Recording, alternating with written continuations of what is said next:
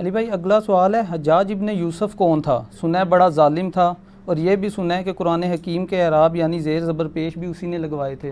شاہ جی تسی سنیا نہیں، تسی تو مارا بھی کھا دیا نے آل امیہ دیاں، ٹھیک ہے۔ حجاج ابن یوسف جو ہے ایک بہت ظالم شخص تھا، آل امیہ میں سے تھا، ان کا خدمت گزار بنو ثقیف میں سے تھا۔ آل امیہ سے مراد ہے کہ امیہ والا تھا، خود وہ یعنی بنو امیہ میں نہیں تھا، بنو ثقیف میں سے تھا۔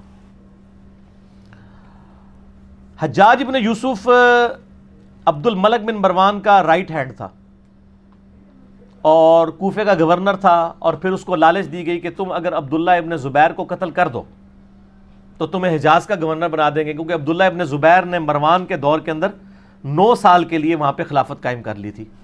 شہادت حسین کے بعد مسلمان حکومتیں 2 حصوں میں بٹ گئی تھیں، شام میں اور باقی سارے ایریا میں یزید یعنی حکمران تھا، اور یہاں پہ چونکہ شہادت حسین کے بعد آپ کو پتہ ہے واقعہ ہررا ہوا، اور اس کی وجہ سے ایک ریونج تھا شہادت حسین کے ریونج میں، چونکہ اہل مدینہ نے بیعت توڑی تھی اس لیے یزید نے حملہ کروایا تھا مدینہ شریف پہ، اسے واقعہ ہررا کہتے ہیں۔ اس کے بعد خانہ کعبہ شریف میں اس پورے ایریا میں عبداللہ ابن زبیر نے حکومت قائم کر لی، پھر ان کو بھی شہید کرنے کے لیے اس نے بھیجی فوج، لیکن وہ کامیاب نہیں ہوئی۔ پھر مروان بعد میں آیا، بیچ میں کچھ عرصے کے لیے یزید کا بیٹا تھا معاویہ، لیکن اس نے چھوڑ دیا، معاویہ ابن یزید۔ بعد میں مروان بھی کوشش کرتا رہا، کامیابی نہیں ہوئی۔ جب اس کا بیٹا عبد الملک بن مروان بنا نا تو اس نے حجاج ابن یوسف ظالم شخص کو بھیجا، اور اس نے پھر دوبارہ سے یعنی چڑھائی کی، اور یہ پوری ڈیٹیل آپ کو صحیح مسلم میں ملے گی کتاب الحج چیپٹر میں، اور مشکات میں بھی آپ کو 30 جلد میں جو قریش کے مناقب والا بیان ہے نا، اس میں آپ کو مسلم شریف کی حدیث ملے گی۔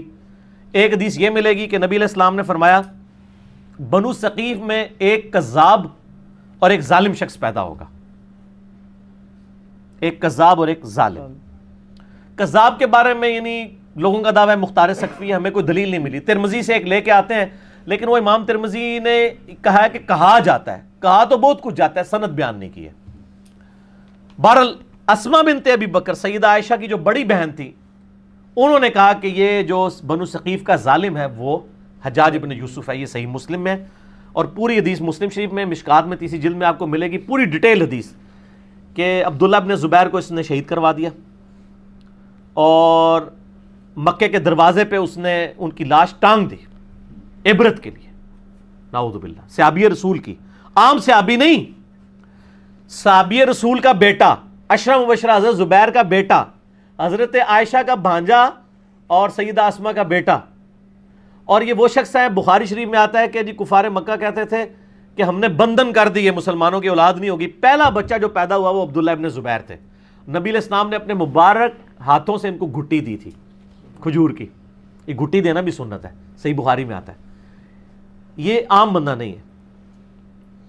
ان کی لاش ٹانگ دی، عبداللہ ابن عمر وہاں سے گزرے اور کہا کہ اے ابو خبائب تم پر سلام ہو، یہ ان کی کنیت تھی، اور ان پر سلامتی بھیجی، اور کہا کہ یہ جو آل امیہ کے لوگ ہیں تمہارے بارے میں جھوٹ بولتے ہیں، تم ایسے نہیں تھے، تم بہت عبادت گزار تھے، تم بہت نیکوکار تھے، اور میں تمہیں منع کرتا تھا، یعنی وہ عبداللہ ابن زبیر کو منع کرتے تھے کہ آپ حکومتی معاملات میں نہ پڑیں، ذرا ان کی پیسو نیچر تھی، ان کی ایکٹیو نیچر تھی۔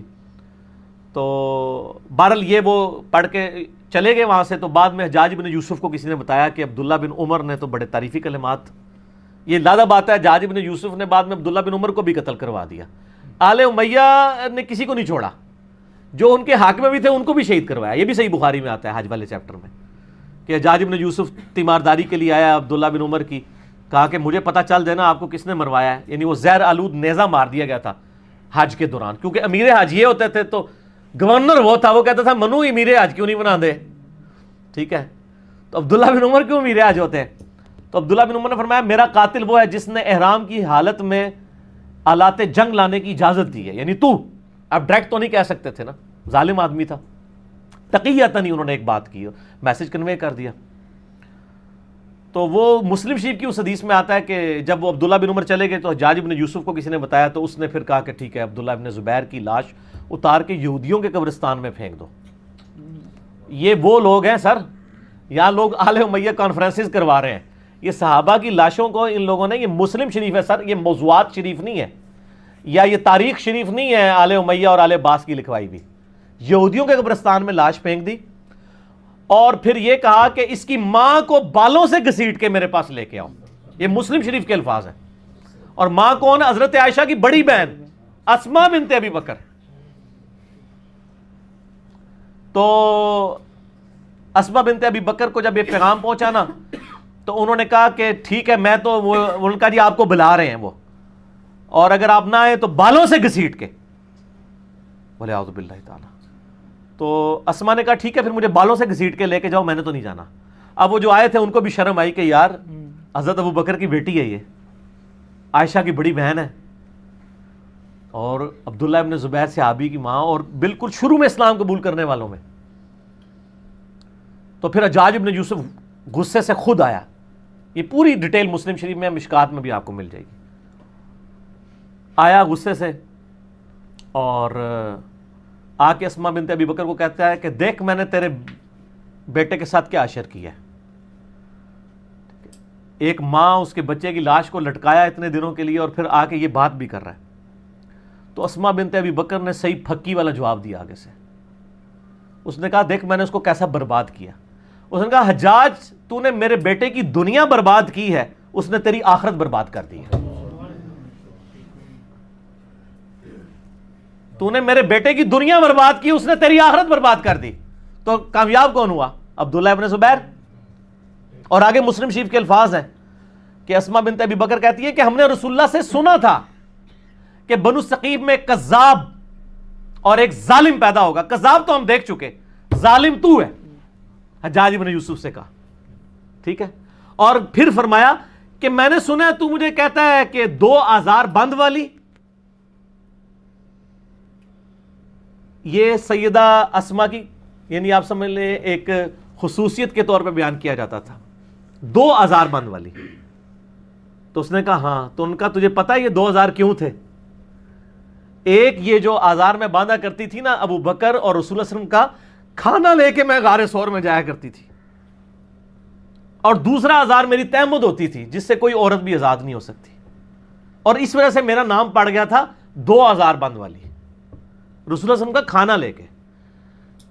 تو آپ اندازہ کریں کہ آل امیہ نے ان لوگوں کو جنہوں نے اسلام کے لیے اتنی قربانیاں دی تھی ان کے ساتھ کیا کیا ظلم کیے ہیں. صرف آل رسول کے ساتھ ظلم نہیں کیے, باقی صحابہ کی اولاد کے ساتھ بھی. یہ جو آج جو ہے وہ سعودیہ کے ریال لے کے ان کے فضائل و برکات جھوٹے بیان کرنے کی کوشش کر رہے ہیں, ان کو پتہ نہیں ہے کہ یہ بھی کیا کر رہے ہیں, یہ اپنی دنیا بچانے کے چکر میں اپنی آخرت برباد کر رہے ہیں ان کی جھوٹی وکالت کر کے. اور سر آپ کو حقائق اگر جاننے ہیں نا تو آپ یہ میرا ریسرچ پیپر پڑھیں, واقعہ کربلا کا حقیقی پس منظر 72 صحیح الاسناد احادیث کی روشنی میں. اہل سنت کی مین اسٹریم کی کتابوں سے میں نے 200 روایتیں جمع کی ہیں, اکثر بخاری اور مسلم سے. تو یہ جناب حجاج ابن یوسف تھا اور یہ اس کی اصلیت تھی. پھر اس کا اینڈ بھی ہوا ہے سر, ہر بندے کی اخیر ہوتی ہے نا, ہر بندے کی اخیر ہوتی ہے. پھر اس کو پھر کینسر ہو گیا تھا اور بڑی یہ بری بھیانک موت مرا ہے. اور موت کی اس نے آخری جس صحابی کو قتل کروایا وہ سعید ابن جبیر تھے, تابعی, ٹھیک ہے نا. وہ بھی بڑا دردناک واقعہ ہے, وہ میں بیان کروں تو آدھا گھنٹہ اور لگ جائے گا. اس کے بعد پھر وہ کسی پہ قادر نہیں ہوا قتل کرنے پہ.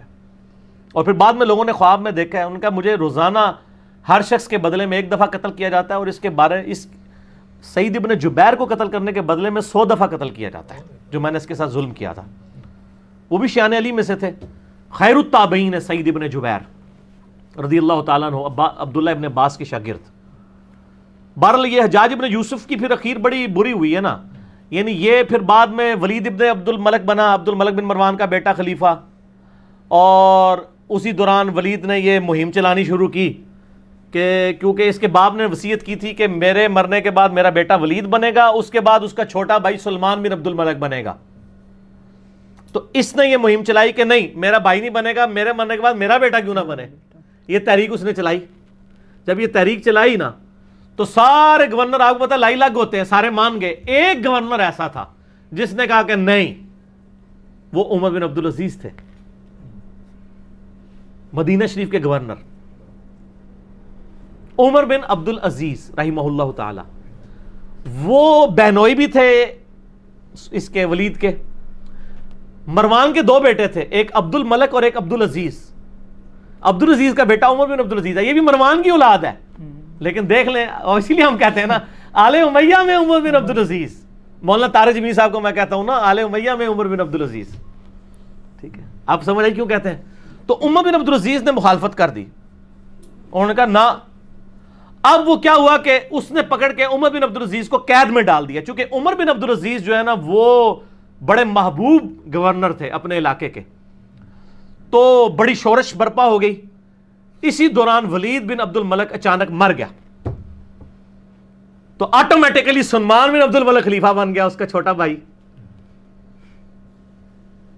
اور ان کی بہن تھی فاطمہ, وہ عمر بن عبد العزیز کی بیوی تھی. اس لیے کہتے ہیں فاطمہ سے زیادہ طاقتور عورت کبھی نہیں گزری, کہ جس کا باپ بھی 3 براعظموں کا خلیفہ, جس کے 4 بھائی 3 براعظموں کے خلیفہ, اور جس کا خاوند بھی 3 براعظموں کا خلیفہ. اور بڑی درویش عورت تھی وہ فاطمہ بنت عبد الملک بن مروان. تو فاطمہ جو تھی نا درویش عورت, اس کی بیوی. اب وہ سلمان بن گیا خلیفہ. سلمان جو خلیفہ بنا تو اس کو یہ چیز معلوم تھی کہ میری خلافت میں سب سے بڑی کنٹریبیوشن عمر بن عبد العزیز کی ہے. ٹھیک ہو گیا. یہ اس کے دماغ میں تھا کہ اگر عمر بن عبد العزیز نہ ہوتا تو میرا بھتیجا اس وقت خلیفہ ہوتا, اور مجھے تو اس نے معزول کر دیا تھا میرے بڑے بھائی نے. تو اس لیے وہ ان کو یعنی آگے آگے رکھتا تھا. مسجد نبی شریف کی امامت بھی کراتے تھے. انس بن مالک کے بارے میں سنن نسائی میں آتا ہے کہ میں نے رسول اللہ صلی اللہ علیہ وآلہ وسلم کے بعد بڑے عرصے کے بعد کسی ایسے شخص کے پیچھے نماز پڑھی ہے جو بالکل نبی علیہ السلام کے طریقے پہ ہمیں نماز پڑھاتا ہے, اور وہ عمر بن عبد العزیز ہے. 99 ہجری میں خلیفہ بنے, اور 101 ہجری میں صرف 38 سال کی عمر میں آل امیہ نے زہر دے کے ان کو شہید کر دیا. ٹھیک ہو گیا. تو عمر بن عبد العزیز جب خلیفہ بنے تو یعنی یہ گورنر تھے اور سلمان خلیفہ بن گیا. پھر انہوں نے مشورہ دیا کہ حجاج ابن یوسف کو معزول کیا جائے, یہ ظالم آدمی ہے. اس نے کہا حجاج نام کے جتنے بندے ہمارے گورنمنٹ میں ہیں سارے معزول, جیلوں میں ڈلواؤ ان کو. ٹھیک ہو گیا. اب جب یہ جیلوں میں گئے نا تو محمد بن قاسم کا بھی رگڑا لگ گیا, جس نے یہاں پہ, وہ حجاج ابن یوسف کا کیا تھا, رشتہ دار تھا نا, بانجا تھا نا, بانجا یا بھتیجا. تو اس کو پھر مفتے میں رگڑا لگ گیا, اس کو پھر بلا کے جیل میں ڈالا گیا. وہ کہتے ہیں نا جی وہ نباز جیل ہی پاتا سی, اس لیے کہ پیچھے خلیفہ چینج ہو گیا تھا. تو حجاج ابن یوسف کے جتنے بھیجے ہوئے تھے نا, اس کو چونکہ وہ گورنری سے گیا تو اس کے بھی سارے فرستادے فارغ ہو گئے. اور پھر یہ خیر بڑی بری موت مرا, یعنی اس کو پھوڑے نکل آئے اور پیپ نکلتی تھی. پھر مرتے مرتے یہ کہتا تھا کہ جی اللہ تعالیٰ تو ماں سے زیادہ محبت کر, جو ساڑھے لوگ بھی کہتے ہیں. حسن بصری کو کسی نے بتایا کہ وہ تو کہتا ہے کہ جی اللہ تعالیٰ کی رحمت تو میرے گناہوں کو تو اس کے سامنے کچھ بھی نہیں ہے. تو حسن بصری نے فرمایا حجاج چاہتا ہے کہ دنیا بھی اپنی مرضی کی گزاری ہے اور آخرت بھی اپنی مرضی کی گزارے. اس طرح تو نہیں ہوتا کہ دونوں جانی مٹھے باؤ, دونوں جان تو نہیں مٹھے میں آ سکتے نا, یا دنیا یا آخرت. ٹھیک ہو گیا. تو خیر یہ مارا گیا. پھر سلمان جو ہے نا, اس کی جب موت کا وقت قریب آیا اس کو بھی ایک بیماری لگ گئی. تو اس نے ارادہ کیا کہ اپنے چھوٹے 2 بھائیوں کو خلافت کے لیے نامزد کرے. تو اس کا ایک اسسٹنٹ تھا, رجا اس کا نام تھا, بڑا نیک تھا وہ. اس نے کہا کہ اگر تو میری ماننا تو عمر بن عبد العزیز کو خلیفہ بنا دے. اس نے کہا کہ یہ تو میرے بھائی اس کو مار دیں گے, مانیں گے نہیں. اس نے کہا نہیں, ان کا علاج ہے میرے پاس, دیکھ تو اگر خلیفہ بنا تو اس کی وجہ سے بنا ہے. عمر بن عبد العزیز حادثاتی طور پہ جو ہے نا وہ خلیفہ بن گئے تھے, ورنہ ان کو کس نے بنانا تھا اتنے نیک آدمی کو. ان کا یار اس طرح کر کہ تو نا ایک بند وصیت لکھ کے اس کو سیل کر دے, اور کہہ کہ اس سیل کے اوپر بیعت لو کہ نیکسٹ خلیفہ کون ہے, اور جو بیعت نہیں کرے گا اس کو قتل کر دیا جائے گا. اور تو لکھ دے کہ عمر بن عبد العزیز تیرے بعد خلیفہ ہے, اور اس کے بعد تو لکھ دے کہ عمر بن عبد العزیز کے بعد میرا جو بھائی چھوٹا ہے یزید اور اشام وہ خلیفہ ہے. تو ان کو بھی امید لگ جائے گی چلو 80-60 باری بھی آ جائے گی. یہ لکھ کے نا جناب سیل کر دی گئی. اب سیل لے کے جب باہر آئی میدان جنگ میں, خیمے سے باہر نکلے اور کہا جی امیر المومنین نے اپنا سکسیسر مقرر کر دیا ہے, اس کے اندر اس کا نام ہے, تو بیعت کرو بند پہ. وہ بھائی آگے لالچی, انہوں نے کہا نہ کھول کے پڑھ ساڈا نام لکھے کہ نہیں, انہوں نے کہا میں کہنا تہاڈا نام لکھیا نہ تو لکھے سی لیکن یہ نہیں پتا کہ کہڑے نمبر تے لکھے ہے. ٹھیک ہو گیا. اور دوسری طرف عمر بن عبد العزیز آگے کہتے ہیں رجا مجھے بتا دے کہیں میرا نام تو نہیں لکھ دیا ورنہ میں جنگلوں میں چلا جاؤں, میں خلافت کا بار نہیں اٹھا سکتا. ٹھیک ہو گیا. یہ آپ اپروچ کا فرق دیکھ لیں. تو رجا کہتا ہے میں نے زندگی میں ایک ہی جھوٹ بولا ہے, نہ اس سے پہلے نہ اس کے بعد, وہ یہ تھا کہ میں نے کہا عمر تیرا نام نہیں ہے بیچ میں, کیونکہ مجھے خطرہ تھا کہ یہ چھوڑ دیں گے اور مسلمان ایسے حکمران سے محروم نہ ہو جائیں. کہتے ہیں جب وصیت کھولی گئی, جب پڑھ کے سنائی گئی عمر بن عبد العزیز, تو عمر بن عبد العزیز جو ہے وہ بے ہوش ہو کے گر پڑے. دو بندوں کے سہارے, ایک 35 سال کا نوجوان 2 بندوں کے سہارے لا کے ممبر تک لایا گیا پہلا خطاب کرنے کے لیے, اور آل امیہ کے چہرے لٹک گئے. لیکن جب پڑھا کہ ان کے مرنے کے بعد وہ بھی بنیں گے تو ان کو امید لگ گئی, ان کا چلو ٹھیک ہے ساڈا یار بہنوئی ہے نا 100 کرو کیڑا باہر دا بندہ ہے. ٹھیک ہو گیا. دادا تو ساڈا مروان ایک ہی ہے نا. ٹھیک ہو گیا, پردادا. تو یہ پورا معاملہ ہوا. عمر بن عبد العزیز رحمہ اللہ تعالی ورضی اللہ تعالی عنہ وعلیہ السلام یوں خلیفہ بنے. پھر سر 2 سال صرف ان کو رہنے دیا ہے, 2.25 سال, جتنی حضرت ابوبکر کی خلافت کا ٹینیور ہے نا اتنا ہی ان کا. اور دیکھ لیں اسلام میں 5 خلفاء ابو بکر, عمر, عثمان و علی اور حسن ابن علی کے بعد چھٹا خلیفہ ان کو مانا جاتا ہے. بیچ میں کسی کو خلیفہ نہیں مانا جاتا. الا من حاج النبوہ. 2 سال کے اندر, 2.25 سال کے اندر انہوں نے پچھلے 40 سال میں آل امیہ نے جتنی لوگوں کی جدادیں ہتھیائی تھی نا ان کی اولادوں کو بلا کے واپس کی. جو جاگیر فدق تھی وہ بنو ہاشم کے حوالے کر دی, اور ممبروں پہ جو پچھلے 60 سال سے سب و شتم ہو رہا تھا مولا علی پر, لعنت کروائی جاتی تھی, وہ بند کروا کے ان اللہ یأمر بالعدل والاحسان یہ والی آیت خطبے میں داخل کی. اور تبدیلی آ گئی جناب, یہ تبدیلی تھی جو آئی. اور راوی کہتے ہیں کہ جی عمر بن عبد العزیز جب خلیفہ بنے نا اس سے پہلے تک یہ حالت تھی کہ لوگوں کی چوراہے پہ یہ گفتگو ہوتی تھی تیرے کتنے پلاٹ ہیں اور تیرے کتنے بنگلے ہیں اور تیری کتنی بیوی ہیں. اور جب عمر بن عبد العزیز خلیفہ بنے تو چوراہوں پہ یہ گفتگو ہوا کرتی تھی کہ تو نے اس ہفتے کتنے نفلی روزے رکھے اور کتنا قرآن پڑھا. کیوں کہ جب عمر بن عبد العزیز جمعے کی نماز پڑھانے کے لیے آتے تھے تو 10 15 پیوند ان کے کرتے کے اوپر لگے ہوئے ہوتے تھے. تو لوگ کہتے تھے کہ یار یہ 3 براعظموں کا حکمران اگر اس حال میں رہ رہا ہے تو سر ہم کیا. میں یہی کہتا ہوں کہ آج اگر عمران خان صاحب پرائم منسٹر خود خطبہ دے رہے ہوں شاہ فیصل مسجد کے اندر سادہ سے شلوار قمیض کے اندر, تو شلوار قمیض خود بخود ہی فیشن بن جائے گا. ویسے وہ پہنتے شلوار قمیض, مجھے بڑی خوشی ہوئی چائنا میں بھی اس نے شلوار قمیض پہنی ہوئی ہے, تو خود بخود کی فیشن بن جائے گا. اتنی تبدیلی آئے گی. اور لوگوں کی یہ گفتگو ہوا کرتی تھی, گفتگو تک چینج ہوگی. حکمران سے کتنا فرق پڑتا ہے. خیر پھر یہ ظاہر ایسے حکمران کدھر ہضم ہوتے ہیں, پھر ان کو زہر دے کے شہید کر دیا گیا. لیکن انہوں نے اتنی تبدیلی کر دی تھی, اسی لیے ان کو اسلام کا پہلا مجدد کہا جاتا ہے. یہ واحد مجدد ہے اسلام کی ہسٹری میں جس کو سنی اور شیعہ دونوں مجدد مانتے ہیں. اس کے بعد کسی مجدد پہ متفق نہیں ہے سوائے امام مہدی 12ویں مجدد کے, 12ویں خلیفہ کے. یہ ہیں وہ شخص عمر بن عبد العزیز. چونکہ حجاج ابن یوسف کی بات تھی تو حجاج ابن یوسف کا انجام بھی بتانا تھا, اس کے ساتھ یہ ساری چیزیں جڑی ہوئی تھیں تو میں نے بتا دی اس لیے. اچھا اس سوال کا بھائی دوسرا حصہ تھا کہ جو کہتے ہیں قرآن حکیم پہ اعراب زیر زبر پیش. ہاں جی, اعراب والا جو مسئلہ ہے نا حجاج ابن یوسف والا, یہ بھی آل امیہ کا دعویٰ ہے. آپ امام قرطبی کی تفسیر اٹھائیں, انہوں نے تو کہا ہے کہ مولا علی کے جو شاگرد تھے ابو الاسود الدولی, انہوں نے مولا علی نے ان کو چیف جسٹس لگایا ہوا تھا کوفے کا, اور مولا علی کے کہنے پر انہوں نے قرآن پاک پہ زبر زیر اور پیش لگوائے تھے. اور یہ کوئی بدعت نہیں ہے, قرآن بدل نہیں گیا. جیسے آپ اردو میں دن لکھا ہو تو ہمارا بچہ بھی اسے دون یا دان نہیں پڑھے گا. عربیوں کو تو یہ زبر زیر کی ضرورت نہیں ہے, اجمیوں کے لیے لگوائے گئے تھے. اس کو بدعت کہنا جو ہے وہ بے وقوفی ہے. تو یہ سیدنا علی نے لگائے تھے, چونکہ آل امیہ ان کو نیچا کرنا چاہتی تھی, اس لیے انہوں نے پکڑ کے ادھر لگا دیا. اور اگر لگوائے بھی ہوں تو بخاری مسلم کی حدیث ہے کہ اللہ تعالیٰ فاسق سے بھی دین کا کام لے سکتا ہے, اس سے کوئی فرق نہیں پڑتا. دین کا کام تو اللہ تعالیٰ کسی سے بھی لے سکتا ہے, اصل وہ اپنے اعمال کے مطابق اٹھایا جائے گا. ٹھیک ہو گیا. بخاری مسلم میں وہ حدیث ہے نا کہ ایک شخص بڑا اچھا قتال کر رہا تھا, آپ نے فرمایا دوست کی ہے.